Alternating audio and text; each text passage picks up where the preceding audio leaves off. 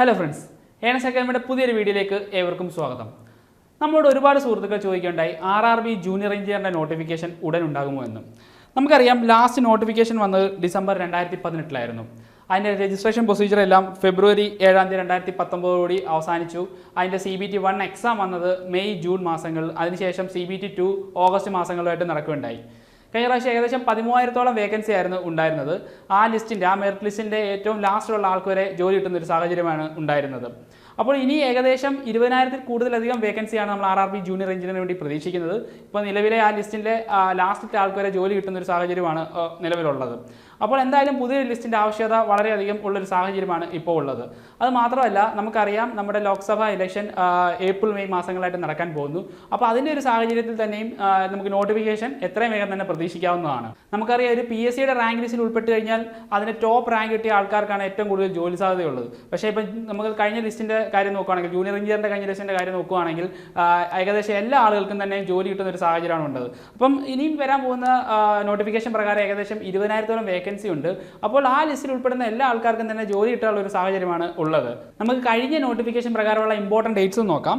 ആ നോട്ടിഫിക്കേഷൻ വന്നത് 29 ഡിസംബർ 2018 അതിനുശേഷം അതിൻ്റെ ആപ്ലിക്കേഷൻ 31 ജനുവരി 2019 വരെ കൊടുക്കായിരുന്നു. അതിനുശേഷം CBT 1 എക്സാം വിളിച്ചത് മെയ് മുതൽ ജൂൺ വരെയുള്ള മാസങ്ങളിലാണ് CBT 1 എക്സാം വിളിച്ചത്. നിങ്ങളൊരു കാര്യം പ്രത്യേകം ഇതിനകത്ത് ശ്രദ്ധിക്കേണ്ടത്, ഇതിൻ്റെ നോട്ടിഫിക്കേഷൻ വന്നതിന് ശേഷം കൃത്യം 5 മാസങ്ങൾക്കുള്ളിൽ തന്നെ CBT 1 എക്സാം അവർ കണ്ടക്ട് ചെയ്തു.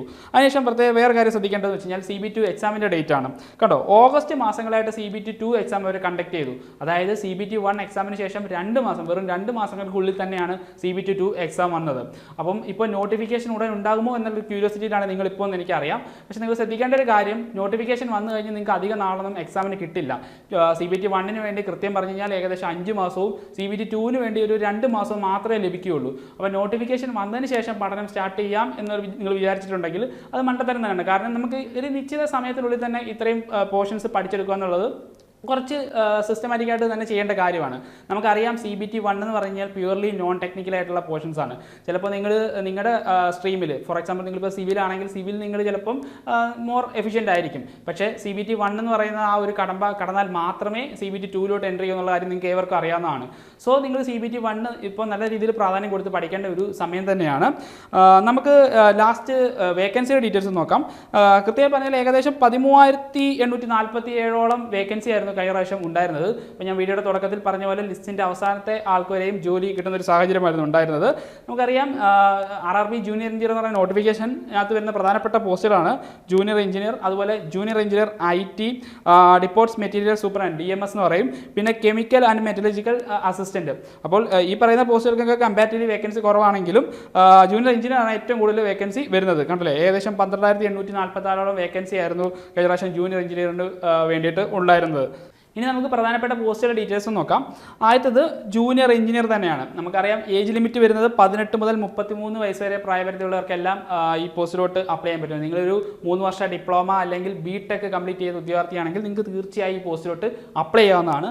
മനസ്സിൽ നിങ്ങൾ ജൂനിയർ എഞ്ചിനീയറായിട്ട് നിങ്ങൾക്ക് ജോലി ലഭിച്ചു കഴിഞ്ഞാൽ നിങ്ങളുടെ മേഖലയിൽ തന്നെ നിങ്ങൾക്ക് നിങ്ങളുടെ കഴിവ് തെളിയിക്കാനുള്ള ഒരു അവസരമല്ലേ ലഭിക്കുന്നത്.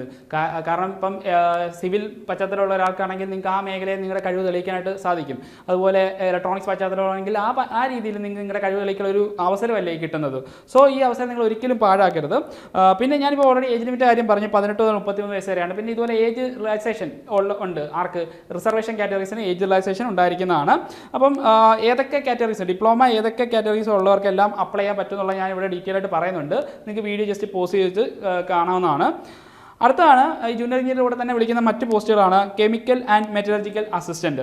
അതിൻ്റെ ക്വാളിഫിക്കേഷൻ വരുന്നത് BSc കെമിസ്ട്രി അല്ലെങ്കിൽ ഫിസിക്സ് ആണ് അതിൻ്റെ ക്വാളിഫിക്കേഷൻ വരുന്നത്. അതിൻ്റെ ഏജ് ലിമിറ്റ് 18 മുതൽ 33 വയസ്സ് വരെയാണ് ഏജ് ലിമിറ്റ് വരുന്നത്. പിന്നെ ജൂനിയർ എഞ്ചിനീയർ ITയുടെ ക്വാളിഫിക്കേഷൻ നമുക്ക് നോക്കാം. ബാച്ചലർ ഓഫ് എഞ്ചിനീയർ അല്ലെങ്കിൽ BTech കമ്പ്യൂട്ടർ സയൻസ് ആണ് ഇതിൻ്റെ ക്വാളിഫിക്കേഷൻ വരുന്നത്. അതുപോലെ PGDCA BSc കമ്പ്യൂട്ടർ സയൻസ് ഒക്കെ ഉള്ളവർക്കും ഈ പോസ്റ്റിലോട്ട് അപ്ലൈ ചെയ്യാൻ പറ്റും. 18 മുതൽ 33 വയസ്സ് വരെയാണ് ഇതിൻ്റെയും പ്രായപരിധി വരുന്നത്. പിന്നെ ഡിപ്പോർട്ട് മെറ്റീരിയൽ സൂപ്പർഡന്റ് ആണ് അടുത്ത ഒരു ഇമ്പോർട്ടൻ്റ് ആയിട്ടുള്ള പോസ്റ്റ്. അതിൻ്റെ ക്വാളിഫിക്കേഷൻ വരുന്നതും ഡിപ്ലോമ അല്ലെങ്കിൽ ഡിഗ്രി, എഞ്ചിനീയറിംഗ് സ്ട്രീമിൽ ഏതെങ്കിലും എഞ്ചിനീയറിംഗ് സ്ട്രീമിൽ ഡിപ്ലോമ അല്ലെങ്കിൽ ഡിഗ്രി തന്നെയാണ് ഇതിൻ്റെയും ക്വാളിഫിക്കേഷൻ വരുന്നത്. 18 മുതൽ 33 വയസ്സ് വരെയാണ് ഇവിടെയും പ്രായപരിധി വരുന്നത്. ഇനി നമുക്ക് ജസ്റ്റ് സെലക്ഷൻ പ്രൊസീജിയേഴ്സ് നോക്കാം.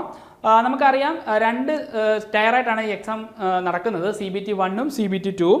അതിനുശേഷം ഡോക്യുമെൻ്റ് വെരിഫിക്കേഷനും മെഡിക്കൽ എക്സാമിനേഷനും കഴിഞ്ഞാൽ നിങ്ങൾക്ക് ജൂനിയർ എഞ്ചിനീയറായിട്ട് തന്നെ ജോലി പ്രവേശിക്കാവുന്നതാണ്. അപ്പോൾ പ്രധാനപ്പെട്ട സ്റ്റേജിലാണ് ഫസ്റ്റ് സ്റ്റേജ് ഓഫ് CBT, അതുപോലെ second stage of CBT, document verification, medical examination. ഈ 4 സ്റ്റേജുകളാണ് പ്രധാനമായിട്ടും RRB ജൂനിയർ എഞ്ചിനീയർ ആകാൻ വേണ്ടിയിട്ടുള്ള നിങ്ങൾക്ക് മുന്നിലുള്ള പ്രധാനപ്പെട്ട സ്റ്റേജുകൾ. പിന്നെ മെഡിക്കൽ സ്റ്റാൻഡേർഡ് ഡീറ്റെയിൽസ് നോക്കുകയാണെങ്കിൽ A3 മുതൽ C1 വരെയുള്ള മെഡിക്കൽ സ്റ്റാൻഡേർഡുകളാണ് പ്രധാനമായിട്ടും ഈ ജൂനിയർ എഞ്ചിനീയർ പോസ്റ്റിലോട്ട് വരുന്നത്. അപ്പോൾ ഞാൻ ഈ മെഡിക്കൽ സ്റ്റാൻഡേർഡിനെ കുറിച്ചുള്ള ഡീറ്റെയിൽ ആയിട്ടുള്ള ഒരു വീഡിയോ നമ്മുടെ ചാനൽ തന്നെ ഓൾറെഡി ചെയ്തിട്ടുണ്ട്. ഞാൻ അതിൻ്റെ ലിങ്ക് കമൻറ്റ് ബോക്സിൽ കൊടുക്കാം. ഇനി നമുക്ക് സിലബസ് ജസ്റ്റ് നോക്കാം.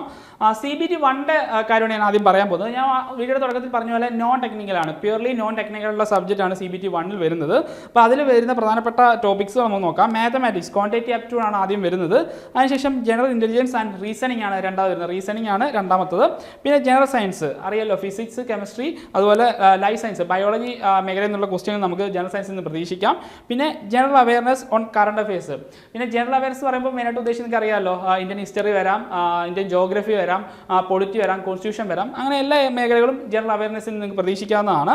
അപ്പോൾ ഈ നോൺ ടെക് ഏരിയാസിന് നിങ്ങൾ ആദ്യം തന്നെ പ്രാധാന്യം കൊടുത്ത് പഠിക്കണം. കാരണം നോട്ടിഫിക്കേഷൻ വന്നു കഴിഞ്ഞാൽ നിങ്ങൾക്ക് അധികം സമയമൊന്നും കിട്ടില്ല, 5 മാസത്തിനുള്ളിൽ തന്നെ എക്സാം പ്രതീക്ഷിക്കാം. അപ്പോൾ നിങ്ങളിപ്പോൾ നോട്ടിഫിക്കേഷൻ വരുമോ എന്നുള്ള ക്യൂരിയോസിറ്റി ജസ്റ്റ് മാറ്റി നിർത്തിക്കൊണ്ട് നിങ്ങൾ പഠനം സ്റ്റാർട്ട് ചെയ്യുക. നോട്ടിഫിക്കേഷൻ വന്നു കഴിഞ്ഞാൽ പിന്നെ അധികം സമയമൊന്നും യാതൊരു കാരണവശാലും ലഭിക്കത്തില്ല. സോ ഇപ്പം നമുക്കറിയാമല്ലോ, ഇപ്പം സിവിൽ അല്ലെങ്കിൽ ഇലക്ട്രോണിക്സ്, കമ്പ്യൂട്ടർ സയൻസ് പശ്ചാത്തലമുള്ളവർക്ക് ചിലപ്പോൾ ഈ നോൺ ടെക് സബ്ജക്റ്റുകൾ വഴങ്ങണമെന്നില്ല. സോ നിങ്ങളിപ്പോൾ അതിന് പ്രാധാന്യം കൊടുത്ത് പഠിക്കുക എന്നുള്ള ഒരു സമയമാണ് ഇപ്പോൾ ഉള്ളത്. സോ നിങ്ങൾ അതിൽ വേണ്ട കെയർ കൊടുത്ത് പഠിക്കുക. കാരണം ധാരാളം ക്വസ്റ്റ്യൻസ് ഒക്കെ ഈ മേഖലയിൽ നിന്ന് അവൈലബിൾ ആണ്, ധാരാളം ക്ലാസ്സുകൾ അവൈലബിൾ ആണ്. സോ നിങ്ങൾ ഈ മേഖലയ്ക്ക് പ്രാധാന്യം കൊടുത്ത് നിങ്ങളുടെ പഠനം എത്രയും വേഗം തന്നെ സ്റ്റാർട്ട് ചെയ്യേണ്ടതാണ്. ഇനി നമുക്ക് ജസ്റ്റ് മാർക്ക് ഡിസ്ട്രിബ്യൂഷൻ നോക്കാം. ടോട്ടൽ 100 മാർക്കിനാണ് എക്സാം വരുന്നത്.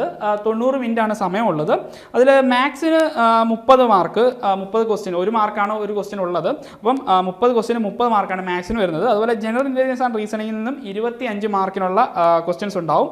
ജനറൽ അവയർനെസ്സിൽ നിന്നും 15 മാർക്കുള്ള ക്വസ്റ്റ്യൻസും, ജനറൽ സയൻസിൽ നിന്നും 30 മാർക്കുള്ള ക്വസ്റ്റ്യൻസ് ഉണ്ട്. അങ്ങനെ ടോട്ടൽ 100 മാർക്കിനാണ് CBT 1 എക്സാം കണ്ടക്ട് ചെയ്തത്. 90 മിനിറ്റ് ആയിരിക്കും നിങ്ങൾക്ക് ആകെ ലഭിക്കുന്നത്. കമ്പ്യൂട്ടർ ബേസ്ഡ് ടെസ്റ്റ് ആണ്, നിങ്ങൾക്ക് അറിയാവുന്ന കാര്യങ്ങൾ തന്നെയാണ്. ഇനി നമുക്ക് CBT 2ന്റെ സിലബസ് നോക്കാം. ജനറൽ അവയർനെസ് ഇവിടെയും വരുന്നുണ്ട്. നമ്മൾ CBT 1ൽ ഓൾറെഡി പറഞ്ഞ കാര്യമാണ് ജനറൽ അവയർനെസ്സിൻ്റെ കാര്യം. അപ്പം CBT 2ലും ജനറൽ അവയർനെസ് വരുന്നുണ്ട്. അപ്പം GK പോർഷൻസ് നമുക്ക് ഒരിക്കലും സ്കിപ്പ് ചെയ്യാൻ പറ്റത്തില്ല. RRB ജൂനിയർ എഞ്ചിനീയർ പോസ്റ്റിൻ്റെ സാഹചര്യത്തിൽ ഇത് ഒരിക്കലും സ്കിപ്പ് ചെയ്യാൻ പാടില്ല.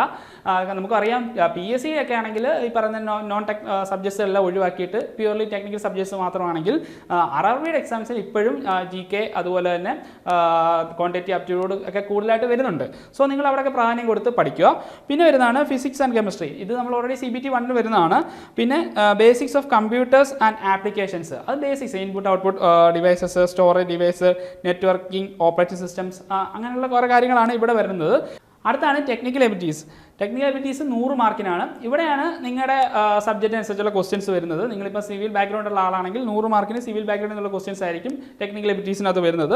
ബാക്കി 50 മാർക്കിനായിരിക്കും general awareness, physics and chemistry, അതുപോലെ basics of computers and application വരുന്നത്. അപ്പോൾ നിങ്ങൾ ചെയ്യേണ്ടത്, ഇപ്പോൾ CBT 1 ഞാൻ ഓൾറെഡി പറഞ്ഞ CBT 1 എക്സാം കഴിഞ്ഞാൽ പിന്നെ CBT 2ന് ഏകദേശം 2 മാസമേ നിങ്ങൾക്ക് ലഭിക്കുകയുള്ളൂ. അപ്പോൾ 100 മാർക്കിന് നിങ്ങൾ ടെക്നിക്കൽ എബിലിറ്റീസിൻ്റെ ഒരു കടമ്പയോടെ കടക്കേണ്ടതായിട്ടുണ്ട്. സോ നിങ്ങൾ പ്രിപ്പറേഷൻ സ്റ്റാർട്ട് ചെയ്യുമ്പോൾ എന്താ ഈ CBT 1ന് വേണ്ടിയിട്ടും CBT 2ലെ ടെക്നിക്കൽ പോർഷൻസിന് വേണ്ടിയിട്ടും ഈക്വലായിട്ട് തന്നെ ടൈം കണ്ടെത്താനായിട്ട് ശ്രമിക്കണം. കാരണം പിന്നീട് നിങ്ങൾക്ക് അധികം സമയമൊന്നും കിട്ടില്ല. സോ നിങ്ങൾ കമ്പൈൻഡ് ആയിട്ടുള്ള ഒരു പഠനമായിരിക്കണം നിങ്ങൾ ജൂനിയർ എഞ്ചിനീയറിന് വേണ്ടി പ്രിപ്പയർ ചെയ്യുമ്പോൾ വേണ്ടത്. ഇനി നമുക്ക് CBT 2ലെ മാർക്ക് ഡിസ്ട്രിബ്യൂഷൻ നോക്കാം. ജനറൽ അവയർനെസ്സിന് 15 മാർക്കിനുള്ള ക്വസ്റ്റ്യൻസ് ആണ് വരുന്നത്. അതുപോലെ ഫിസിക്സ് ആൻഡ് കെമിസ്ട്രിയിൽ നിന്നും 15 മാർക്കിനുള്ള questions, basics of computer and ആപ്ലിക്കേഷനിൽ നിന്നും 10 മാർക്കിനുള്ള ക്വസ്റ്റ്യൻസും, basics of environment and pollution കൺട്രോളിൽ നിന്നും 10 മാർക്കിനുള്ള ക്വസ്റ്റ്യൻസ്, പിന്നെ ടെക്നിക്കൽ എബിലിറ്റീസിൽ നിന്ന് 100 മാർക്കിന്, അതായത് നോൺ ടെക് സബ്ജക്ട്സിൽ നിന്നും 50 മാർക്കിനും ടെക്നിക്കൽ എബിലിറ്റീസ് സബ്ജക്ട്സിൽ നിന്നും 100 മാർക്കിനുള്ള ക്വസ്റ്റ്യൻസ് വരുന്നത്. ആകെ 120 മിനിറ്റ് ആണ് നിങ്ങൾക്ക് ലഭിക്കുന്നത്, 2 മണിക്കൂറാണ് നിങ്ങൾക്ക് ലഭിക്കുന്നത്. 150 മാർക്കാണ് ടോട്ടൽ വരുന്നത്. അപ്പോൾ ഇങ്ങനെയാണ് CBT 2ൻ്റെ മാർക്ക് ഡിസ്ട്രിബ്യൂഷൻ വരുന്നത്. അപ്പോൾ RRB ജൂനിയർ എഞ്ചിനീയറിൻ്റെ നോട്ടിഫിക്കേഷൻ പ്രതീക്ഷിച്ചിരിക്കുന്നവരോട് പറയാനുള്ളത്, ഇതിൻ്റെ നോട്ടിഫിക്കേഷൻ എത്രയും വേഗം തന്നെ വരുന്നതാണ്. കാരണം അതിൻ്റെ സാഹചര്യങ്ങളെല്ലാം ഞാൻ വീഡിയോയുടെ തുടക്കത്തിൽ പറഞ്ഞല്ലോ. അപ്പോൾ നിങ്ങൾ എന്തായാലും നിങ്ങളുടെ പ്രിപ്പറേഷൻ എത്രയും വേഗം തന്നെ സ്റ്റാർട്ട് ചെയ്യണം. പിന്നീട് നോട്ടിഫിക്കേഷൻ വന്നതിന് ശേഷം നിങ്ങൾക്ക് സമയം ലഭിക്കുന്നതല്ല. അപ്പം ഏണസ്റ്റ് അക്കാദമിയിൽ RRB ജൂനിയർ എഞ്ചിനീയറിന് വേണ്ടിയിട്ടുള്ള ഇൻറ്റൻസീവ് കോച്ചിങ് അവൈലബിൾ ആണ്. CBT 1ഉം CBT 2നും വേണ്ടിയിട്ടുള്ള പ്രത്യേക ക്ലാസ്സുകൾ നമ്മൾ അറേഞ്ച് ചെയ്തിട്ടുണ്ട്. നിങ്ങൾക്ക് നിങ്ങളുടെ സ്റ്റഡി പ്ലാൻ അല്ലെങ്കിൽ ഞങ്ങളുടെ സ്റ്റഡി പ്ലാനോടുകൂടി തന്നെ വേണമെങ്കിൽ നിങ്ങൾക്ക് ക്ലാസ്സുകൾ പഠിക്കാവുന്നതാണ്. പിന്നെ ധാരാളം മോക്ക് ടെസ്റ്റുകൾ ട്രെയിനിങ്ങുകൾ, മെൻറ്റർഷിപ്പുകൾ, അതുപോലെ വാട്സപ്പ് കമ്മ്യൂണിറ്റി മുതലായ നമ്മുടെ കോഴ്സിൻ്റെ പ്രത്യേകതകളാണ്. അപ്പോൾ ഏണസ് അക്കാദമിയിൽ അവൈലബിൾ ആയിട്ടുള്ള ജൂനിയർ എഞ്ചിനീയർ കോഴ്സിൻ്റെ കൂടുതൽ വിവരങ്ങൾക്കും അതുപോലെ ഈ പോസ്റ്റിനെ കുറിച്ചുള്ള കൂടുതൽ വിവരങ്ങൾ അറിയാൻ വേണ്ടി താഴെ കാണുന്ന ഗൂഗിൾ ഫോം ഫില്ല് ചെയ്യുന്നതാണ്. അപ്പോൾ ഏവർക്കും വിജയാശംസകൾ.